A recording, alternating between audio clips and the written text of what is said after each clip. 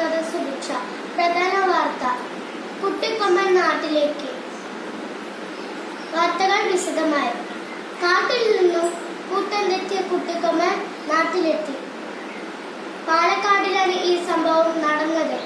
സംഭവ സ്ഥലത്തിൽ നിന്നും നമ്മളുടെ റിപ്പോർട്ടർ ചേരുന്നുണ്ട്.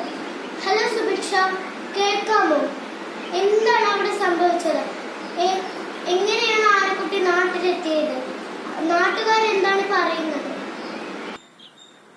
കേൾക്കുന്നുണ്ട്. ഞാൻ കുട്ടിക്കൊമ്പന്റെ അടുത്താണ് ഉള്ളത്.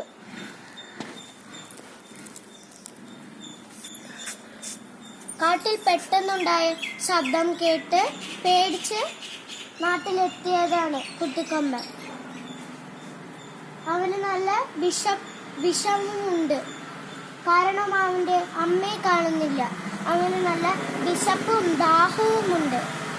പക്ഷേ നാട്ടുകാർ സന്തോഷം നൽകുന്നുണ്ട്. കാരണം അവന് പഴവും വെള്ളവും കൊടുത്തിട്ടുണ്ട്.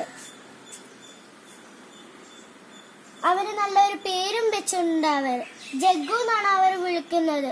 എങ്ങനെങ്കിലും അവന്റെ അമ്മയെ കാണട്ടെ എന്നാണ് അവർ പറയുന്നത്. പാലക്കാട് നിന്നും ക്യാമറമാനോടൊപ്പം റിപ്പോർട്ടർ സുഭിക്ഷ. ഓക്കെ സുഭിക്ഷ, നാട്ടുകാർ പറയുന്ന പോലെ അവന്റെ അമ്മയെ കാണട്ടെ, നമ്മളും പ്രാർത്ഥിക്കാം.